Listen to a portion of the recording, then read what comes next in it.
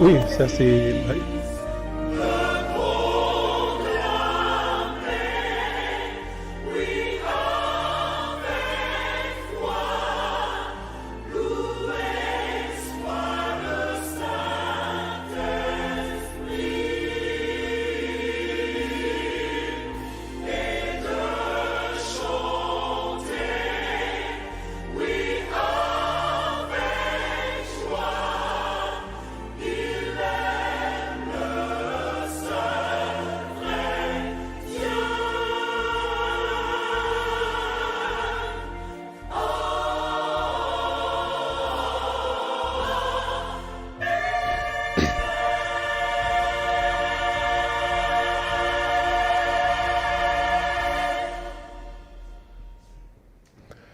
Frères et sœurs, amis chrétiens, nous voulons ensemble louer le Seigneur pour sa grâce à notre égard.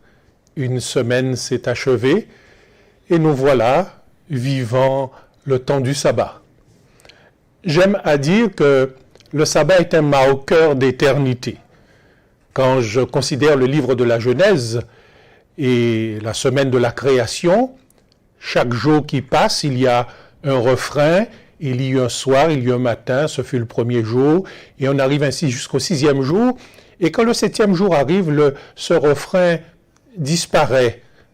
Comme si dans la pensée de Dieu, bien le sabbat était un temps qui ne devrait pas finir, un temps qui s'ouvre sur l'éternité. Le sabbat est le temps de Dieu, et puisque Dieu est éternel, dans le livre de la Genèse, au chapitre 2, versets 1 à 3, cette notion « il y eut un soir, il y eut un matin » n'apparaît pas. C'est vrai que la journée se déroule comme les autres, mais nous devrions vivre cette journée avec la saveur de l'éternité. C'est cette école qui nous prépare à passer l'éternité avec le Seigneur. Donc, je vous dis bon sabbat et que la parole que nous allons considérer nous accompagne et nous permette surtout de savoir où est Jésus, que nous ayons en tout cas nous poser la question et trouver la réponse et nous dire je sais où il est, je l'ai vu ou je le vois et puisque je le vois, j'ai cette conviction-là, eh bien je peux partir et dire qui il est et ce qu'il fait. En l'an 47 avant Jésus, devant le Sénat romain, Jules César a prononcé ces quelques mots, on dirait laconiques, lapidaires. Je suis venu, j'ai vu, j'ai vaincu. C'était la campagne du Pont, et je crois qu'il était face à Pharnace II, et rapidement, la victoire a été obtenue. Et lorsqu'il a fait son rapport devant les membres du Sénat, il a simplement dit « Winnie, Widi, Wichi, Wiki, je suis venu, j'ai vu et j'ai vaincu. » En l'an 31 après Jésus, on aurait pu entendre l'apôtre Jean dire à peu près la même chose. « Je suis venu, j'ai vu et j'ai cru, ou j'ai été vaincu. J'ai cru, je suis venu, j'ai vu et j'ai cru. » Ce sont ces trois verbes, en quelque sorte, qui vont retenir notre attention en ce moment. Et ces verbes nous permettront de répondre à la question « Où est Jésus ?» En tout cas, la question avait été posée par Marie, ou la remarque avait été faite par Marie lorsqu'elle s'est trouvée près du tombeau vide. Elle est allée voir les disciples, en particulier Pierre et Jean, pour leur dire « Eh bien, le corps n'est pas là. Je suis allé au tombeau et le corps n'est plus là. Et on a enlevé le corps du Seigneur et nous ne savons où il a été placé. » Je vous invite sans tarder à ouvrir vos Bibles dans l'Évangile de Jean au chapitre 20, à partir du verset 1er. Je lis pour vous. Le premier jour de la semaine, Marie de Magdala se rendit au sépulcre dès le matin, comme il faisait encore obscur, et elle vit que la pierre était ôtée du sépulcre. Elle courut vers Simon-Pierre et vers l'autre disciple que Jésus aimait, et leur dit ils ont enlevé du sépulcre le Seigneur et nous ne savons où ils l'ont mis. Pierre et l'autre disciple sortirent et allèrent au sépulcre. Ils couraient tous deux ensemble, mais l'autre disciple courut plus vite que Pierre et arriva le premier au sépulcre. S'étant baissé, il vit les bandes qui étaient à terre, cependant il n'entra pas. Simon-Pierre qui le suivait arriva et entra dans le sépulcre. Il vit les bandes qui étaient à terre et le linge qu'on avait mis sur la tête de Jésus, non pas avec les bandes, mais plié dans un lieu à part. Alors l'autre disciple qui était arrivé le premier au sépulcre entra, il vit et il crut, car il ne comprenait pas encore que selon l'Écriture, Jésus devait ressusciter des morts, et les disciples s'en retournèrent chez eux. Le texte aurait pu s'arrêter ici. En tout cas, voilà que 3 disciples, 2 hommes, une femme, sont devant le tombeau vide et n'ont pas de réponse à leur question « Où est le corps de Jésus ?» L'apôtre et évangéliste Jean fait place à 3 disciples dans son récit. Marie de Magdala, une femme, et 2 hommes, Pierre et Jean lui-même, Marie de Magdala, selon Luc 7, 47, Jésus a dit à son sujet qu'elle a beaucoup aimé. Et elle a démontré son amour pour Jésus en suivant Jésus, bien sûr. Lors de la crucifixion, elle était au pied de la croix avec la mère de Jésus et Jean, le disciple bien-aimé.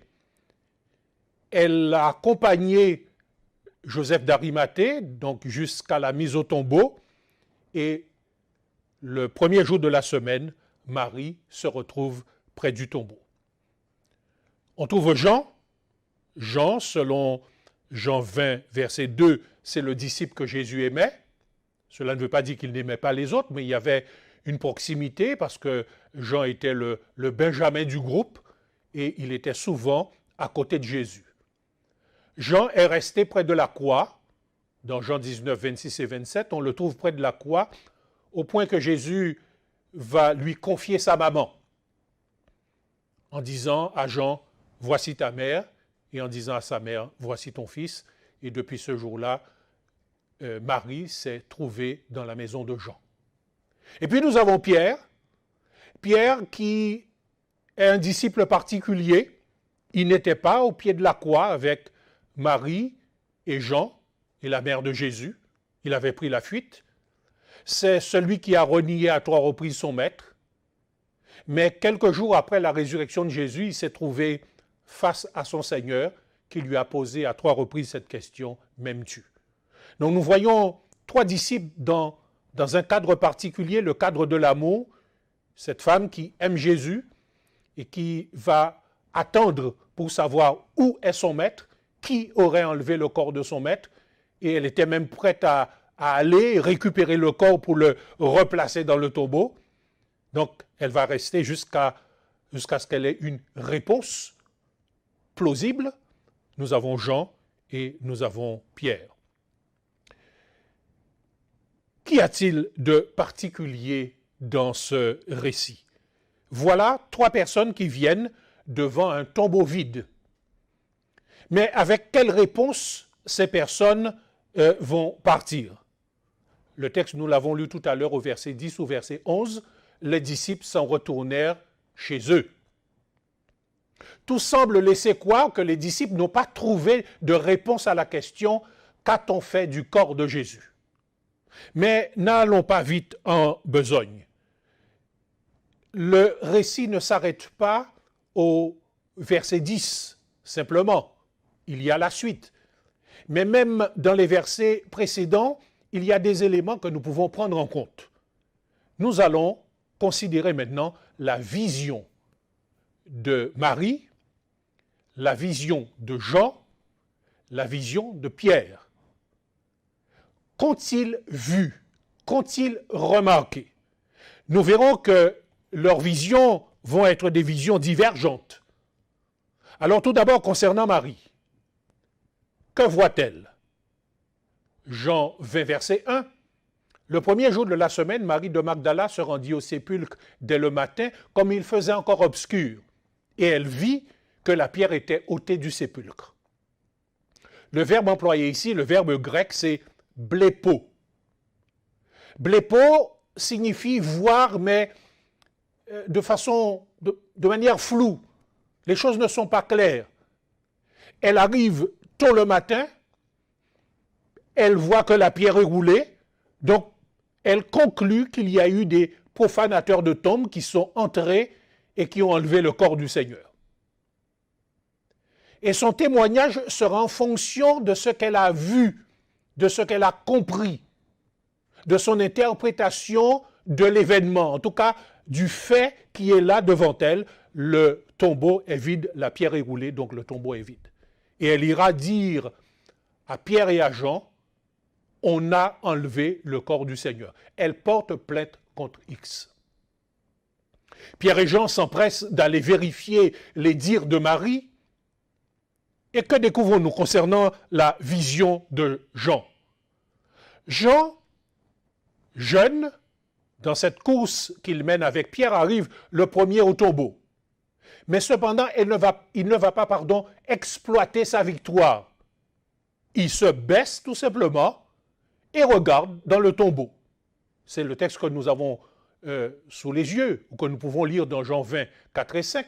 Ils couraient tous deux ensemble, mais l'autre disciple courut plus vite que Pierre et arriva le premier au sépulcre. S'étant baissé, il vit les bandes qui étaient à terre, cependant il n'entra pas. Le verbe employé ici, comme pour Marie, c'est blépo. Il n'a pas suffisamment de recul. Bon, en fait, le fait qu'il ne soit pas entré dans le tombeau, il ne peut pas véritablement prendre position, avoir une conviction. Et Jean reste ici un simple spectateur, celui qui a vu des bandes dans le tombeau.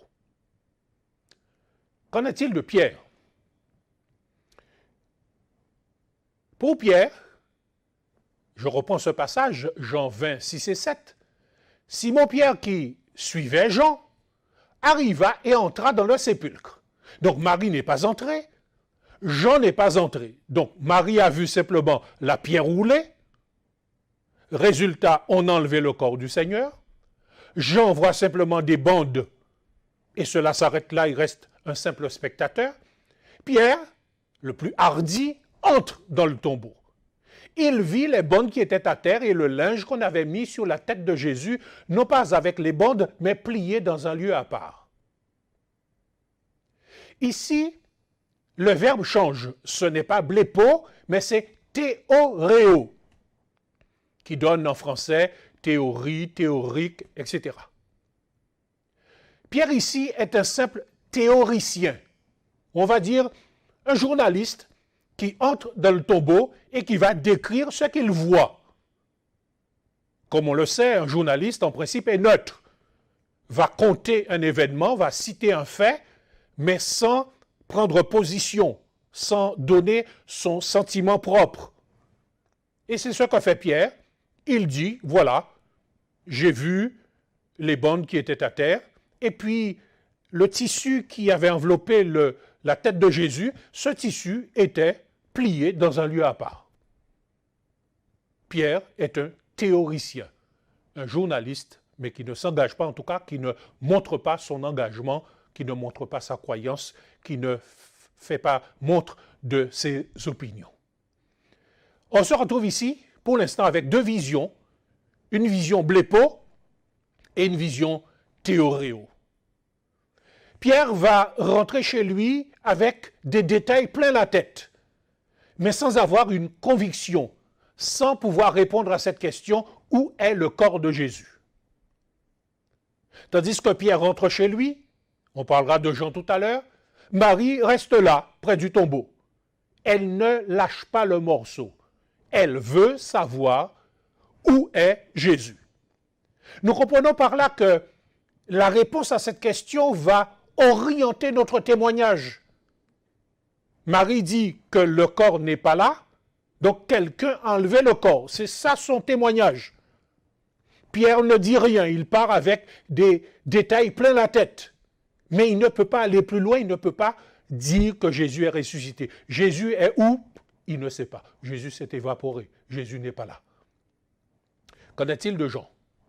Voyons ce que nous dit l'évangéliste Jean lui-même. Dans Jean chapitre 20, il a aperçu les bonnes qui étaient à terre, mais quand il était à l'extérieur du tombeau, maintenant il va entrer. Jean va entrer et Jean va constater ce que Pierre a lui-même constaté.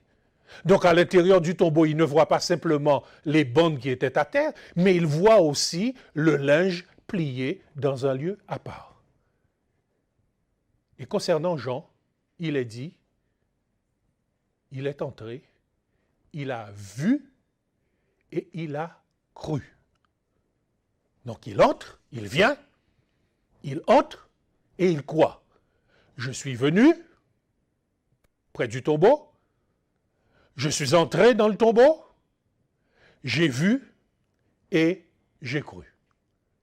Et là, c'est ce qui est extraordinaire dans le texte biblique, quand on prend le temps de méditer, de faire quelques recherches, c'est de voir l'évolution. C'est vrai qu'en français, chaque fois, le verbe qui accompagne les acteurs, Marie, Pierre et Jean, c'est le verbe voir. Donc, la nuance n'est guère possible. Mais quand on cherche, on creuse, on se rend compte que de blépo, on passe à théoréo. Et lorsqu'on arrive à Jean, ce n'est pas blépo qui est employé, donc une vision floue, ou on dirait dans notre langage une vision blip.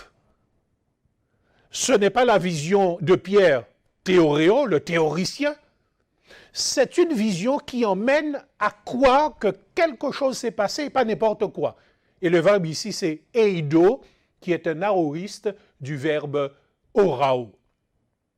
Orao, c'est le visionnaire. Et Jean va le rester, puisque lorsque nous lisons le livre de l'Apocalypse, à plusieurs reprises, ce verbe orao ou eido est employé. Il est déjà un visionnaire en herbe. Quelqu'un qui a une vision aiguisée. Il voit distinctement. En grec, eido vient du verbe orao, et en latin, ça donne vidéo. Donc Jean va voir distinctement, il va voir en profondeur. Et ce qu'il va voir va le mettre en connexion avec ce que Jésus avait déclaré concernant sa mort, mais aussi sa résurrection. Et il fait le lien. Donc il y a un indice matériel qui l'emmène à faire le lien avec la déclaration, la parole de Jésus. La parole le met en connexion, ou plutôt l'indice le met en connexion avec la parole, et c'est comme il voyait un film, comme si Jésus avait laissé une pellicule dans le tombeau, et là Jean contemple, voit ce qui s'est passé. Jean a cru à la résurrection de Jésus à partir de ce qu'il a vu. Je le disais, ce n'est pas blépo, ni théoréo, mais eido, orao. On pourrait dire, waouh, super. À partir d'un indice, il a eu cet effet vidéo et il a cru à la résurrection de son maître. Mais vous me direz, quel est cet indice? Qu'est-ce qui a permis à Jean de croire ou de faire la connexion avec ce que Jésus avait déclaré, leur disant qu'il serait mis à mort et 3 jours après il ressusciterait? Cet indice, vous l'avez certainement remarqué, c'est le linge plié. Oui, si c'était des gens qui étaient entrés, des profanateurs de tombes, ils n'auraient pas pris le temps de plier un linge. Ils seraient partis avec le corps en toute hâte et on aurait trouvé dans le sépulcre des choses éparpillées. Mais si quelqu'un a pris soin de plier un linge, c'est un indice. Dans ce parcours, il y a un indice. Jésus laisse un message, ou a laissé un message à tous ceux qui allaient entrer dans le tombeau. Pierre est entré, il n'a pas fait attention, il a décrit ce qu'il a vu, Il y a un descriptif qui est tout à fait juste, un descriptif exhaustif, mais pourtant un descriptif qui n'emmène pas à la foi. Le détail n'a pas attiré son attention, tandis que Jean, ce détail attire son attention. Le linge plié. Voilà l'indice laissé par Jésus. Jean, comme ses autres contemporains, savait ce que cela pouvait signifier, un linge plié. Dans les familles nobles, les familles riches, les familles où il y avait des esclaves, quand le pater familias était à table, le serviteur, celui qui avait préparé le repas, se tenait à côté de la table et attendait que son maître finisse de manger pour récupérer les restes. Si le maître, au cours de son repas, se levait de table, prenait sa serviette et la mettait en boule et jetait la serviette par terre, le serviteur savait que son maître avait fini de manger. Et il pouvait ainsi débarrasser la table. Il y avait tout un protocole. Le linge en vrac, jeté par terre, signifiait que le maître avait fini de manger. Si par contre, le maître en se levant de table, prenait sa serviette, la pliait soigneusement et la plaçait à côté, je dirais, de son assiette, le serviteur savait que le maître n'avait pas fini de manger et qu'il allait revenir. Il était parti pour des raisons personnelles, mais qu'il allait revenir. Donc le linge plié, quand Jean a vu le linge plié, pour lui c'était un message direct de la part de Jésus, un indice que les autres n'ont pas compris. Mais Jésus disait, ce n'est pas fini. Vous allez me revoir. Vous allez me rencontrer, vous allez me retrouver. Je ne suis plus dans la tombe, je suis sorti, mais vous allez me revoir. L'histoire de votre salut n'est pas terminée. Ah, je trouve cela extraordinaire de la part de Jésus, qui, pour nous aussi, laisse toujours des indices. Nous y reviendrons tout à l'heure. Jean, sans rien dire à Marie, sans rien dire à Pierre, reconnaît que Jésus est sorti du tombeau. Qu'en est-il maintenant de Marie? On a dit que Marie est restée près du tombeau et Marie pleure. Et en jetant un coup d'œil dans le tombeau, elle voit à ce moment-là 2 anges. Et elle pose la question, ou plutôt les anges lui demandent, mais femme, pourquoi pleures-tu?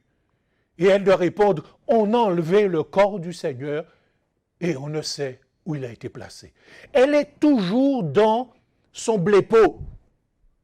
Sa vision n'a pas changé, n'a pas évolué. Pierre, théoricien, Jean part avec une conviction mais qu'il ne peut partager avec les autres, et Marie est toujours dans son obscurité, toujours dans le brouillard. Elle aperçoit ensuite quelqu'un qui se trouvait dans le jardin et pose la question à cette personne. « Eh monsieur, sauriez-vous ou savez-vous où se trouve le corps de Jésus? Si vous l'avez emporté, vous l'avez emmené en quelque part, dites-le moi et j'irai chercher le corps. » Et voilà que cette personne s'approche de Marie et l'appelle par son nom. Marie. Et là, elle entend une voix connue. C'est la voix de son maître. C'est la voix de Jésus. Et elle réagit, Rabouni, mon maître, mon Seigneur. Et elle va s'empresser d'enlacer, d'embrasser Jésus. Jésus la repousse gentiment en lui disant « Ne me touche pas, je ne suis pas encore monté vers mon Père et votre Père, vers mon Dieu et votre Dieu. » Mais voilà ce que tu vas faire. Tu iras annoncer à mes frères que tu m'as vu. Et la vision de Marie ici, ce n'est pas vision blépo, ce n'est pas vision théoréo, elle est dans le film. C'est la vision orao. Et on pourrait dire, waouh, encore. C'est la vision orao. Elle a vu son maître, elle a été en face à face avec son maître, et elle ira dire aux autres apôtres qu'elle a vu Jésus. Vous voyez que sa vision ayant changé, le contenu de son message va aussi changer. Avant, on enlevait le corps du Seigneur, plein de contrix. Maintenant, elle a une conviction, elle a vu le Seigneur et elle annonce cette bonne nouvelle. Pierre aussi aura l'occasion de voir Jésus. C'est Paul qui nous le dit dans 1 Corinthiens 15, verset 5. Il est apparu à Céphas, puis aux 12, puis aux autres. Donc Jean a la conviction que Jésus est ressuscité, en raison de l'indice et de la connexion qu'il fait avec les Écritures. Marie rencontre Jésus, et sa vision, c'est la vision orao. Et Pierre aussi va rencontrer Jésus, et Paul donne ce témoignage, il est apparu à Céphas, puis aux 12. Le verbe qui est employé ici, c'est optanomai, mais optanomai est aussi un dérivé de orao. Dans optanomai, on peut penser à optique, opticien. Il a des lunettes maintenant. Il est allé chez l'opticien et il a des lunettes. Il voit distinctement. Extraordinaire. Pierre a vu le Christ. Et les autres? Jean 20, 19 à 21, et nous allons conclure. Le soir de ce jour, qui était le premier de la semaine, les portes du lieu où se trouvaient les disciples étant fermées à cause de la crainte qu'ils avaient des Juifs, Jésus vint, se présenta au milieu d'eux et leur dit, « La paix soit avec vous. » Et quand il eut dit cela, il leur montra ses mains et son côté. Les disciples furent dans la joie en voyant le Seigneur. Jésus leur dit de nouveau, « La paix soit avec vous. Comme le Père m'a envoyé, moi aussi je vous envoie. » La fin du verset 20, les disciples furent dans la joie en voyant Jésus. Ici, ce n'est pas blépo, ce n'est pas non plus théoréo, ils sont face à face avec Jésus. C'est eido, toujours en lien avec orao. Et là encore, on peut dire, waouh, c'est super. Ils ont vu le Seigneur. Et quelle mission Jésus va leur confier? À Marie, va dire à mes frères que je suis ressuscité. Et à l'ensemble des disciples, il leur dit, comme le Père m'a envoyé, moi aussi je vous envoie. Ce texte résonne ou est en lien, en perspective avec Matthieu 28, 19 et 20, lorsque Jésus dit aux disciples, aux apôtres, « Tout pouvoir m'a été donné dans le ciel et sur la terre. Allez, faites de toutes les nations des disciples. Allez, partez. » Et voilà que ces hommes, et aussi quelques femmes, puisque parmi les disciples il y avait aussi des femmes, nous avons lu tout à l'heure qu'ils étaient enfermés dans une maison parce qu'ils craignaient les Juifs. Ils étaient confinés. Mais qu'est-ce que Jésus leur dit? L'heure du déconfinement est arrivée. Sortez. Moi, je vous envoie. Donc, ouvrez vos portes, ouvrez vos esprits, ouvrez vos cœurs et allez dire à l'humanité entière que je suis ressuscité et que j'ai un plan pour l'avenir. Je trouve cela extraordinaire de la part de Jésus. Alors, je nous pose la question, je te pose la question. Aujourd'hui, dans ces temps qui sont les derniers, sais-tu où est Jésus? Marie ne savait pas où était Jésus. Pierre ignorait où se trouvait Jésus. Jean a cru en la résurrection, mais il ne l'avait pas encore rencontré. Mais en tout cas, quelque chose s'était passé dans son cœur. Il savait que Jésus n'était pas dans le tombeau, que Jésus était vivant. Et toi, est-ce que tu sais où est Jésus? Est-il quelque part dans l'univers? On ne sait pas trop ce qu'il fait. Et beaucoup de gens se disent, mais si Dieu existe, pourquoi il y a tant de problèmes, tant de souffrances, tant de morts? Donc on peut dire, ben, où est-ce qu'il est, Jésus? Il ne s'intéresse pas à ce monde qu'il a lui-même créé? En fonction de ta réponse à cette question, ton témoignage s'en suivra. Cela va colorer ton témoignage. Cela va influencer ton témoignage. Soit tu iras porter plainte contre X ou accuser Dieu de ce qu'il est absent, ou comme Jean ou Pierre, tu seras simplement un théoricien, quelqu'un qui connaît les textes bibliques, quelqu'un qui peut citer les textes bibliques par cœur, mais sans que cela ait un effet dans ta vie. Ou tu peux être comme Marie, en train de te plaindre en permanence, et la parole n'a aucun effet dans ta vie. Tu es perdu, désespéré. Ou est-ce que comme Jean, tu es dans cette dynamique de découverte et de voir les indices en disant que l'Éternel est là. Comme pour Joseph, qui aura l'occasion de dire à ses frères, « Vous aviez médité de me faire du mal, mais Dieu l'a transformé en bien. » Il a vu l'écriture de Dieu à travers sa vie, à travers son histoire. Dieu était là. Donc, est-ce que tu sais où est Jésus? Ta réponse va déterminer le contenu de ton témoignage. Le linge plié dans le sépulcre, je dirais, est toujours plié. Jean ne nous dit pas que le linge a été déplié. Bien sûr que ce linge n'existe plus aujourd'hui, mais je reste avec cette image et Jean n'a pas déplié le linge, n'a pas mis le linge en boule. Donc Jean est parti, laissant le linge plié dans le tombeau. Donc ce message est aussi pour toi et pour moi. Le linge est encore plié. Donc Jésus me dit que l'histoire n'est pas terminée et qu'il a besoin de moi pour que ce message concernant sa mort, sa résurrection puisse être annoncé. Et pas seulement cela, que l'on sache où il est et de pouvoir orienter le regard des personnes sur Jésus là où il est. Et quand nous lisons la lettre aux Hébreux, nous nous rendons compte, et aussi l'Apocalypse, qu'il est dans un lieu particulier qu'on appelle les lieux saints.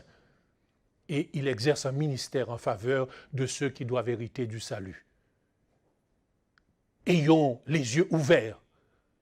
Jésus a eu l'occasion de le dire aussi à Laodicée, je te conseille d'acheter de moi de l'or éprouvé par le feu et aussi un collier afin de oindre tes yeux, afin que tu vois, que tu aies une claire vision du plan. Mais voilà ce qu'il nous propose aujourd'hui. À travers l'histoire, bien que difficile, il y a des indices, il y a des repères, il y a des poteaux indicateurs que Dieu place sur notre chemin pour nous dire qu'il va revenir. Le linge est toujours plié. Il va revenir. Pour me dire que mon histoire n'est pas finie.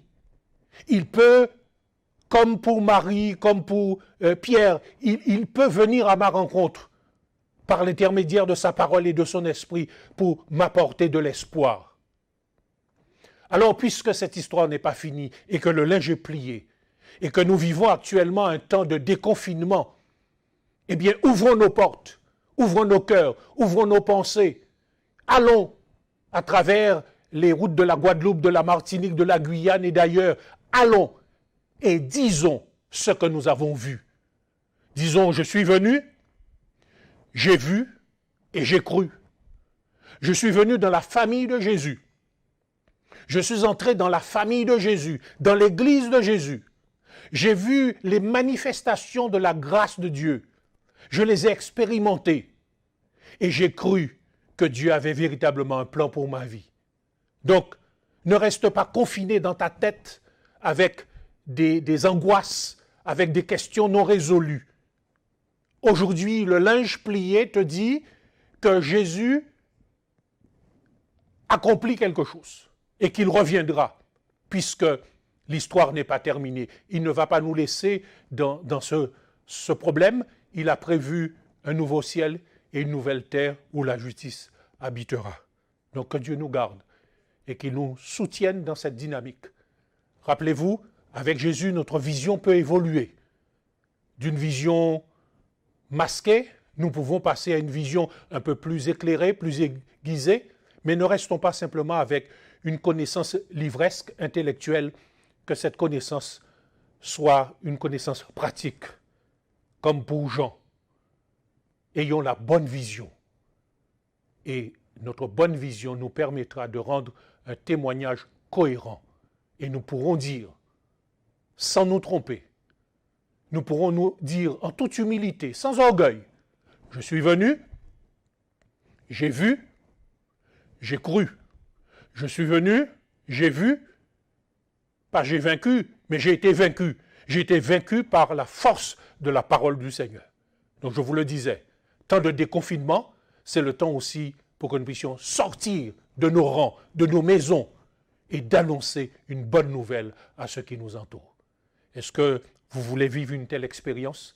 Alors je prierai avec vous pour que Dieu vous accorde sa grâce et que vous ne perdiez jamais de vue le linge plié.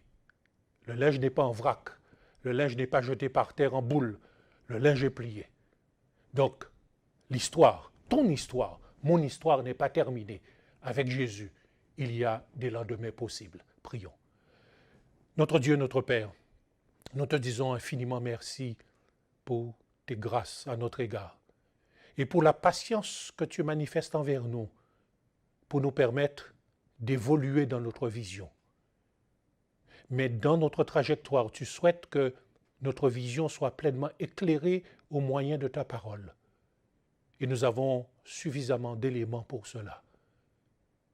Tu ne nous as pas abandonnés. Tu ne nous as pas laissés. Personne ne t'a enlevé. Tu n'es pas perdu quelque part dans l'univers. Tu es, ô notre Seigneur Jésus, dans le lieu très saint du sanctuaire.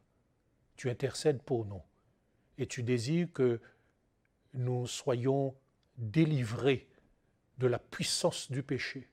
Tu désires que nous soyons délivrés de la peine du péché, de la culpabilité. Et tu es en train de tout mettre en place pour que nous soyons délivrés de la présence même du péché. Alors merci de nous faire entrer dans cette dynamique et que dans ce déconfinement, eh bien, nous soyons prêts à ouvrir nos portes et à partir. Ce n'est pas le temps des polémiques, ce n'est pas le temps pour les discussions théologiques sans fin. C'est le temps de sortir, comme César est sorti pour remporter la victoire sur Pharnace. Eh bien, sortons pour remporter la victoire contre le mal et le prince du mal. Et de dire, je suis venu, j'ai vu et j'ai cru. Que cela soit pour ta gloire et le bonheur de chacun d'entre nous. Qu'il en soit ainsi, ô notre Dieu, dans le nom précieux de Jésus. Amen, amen, amen.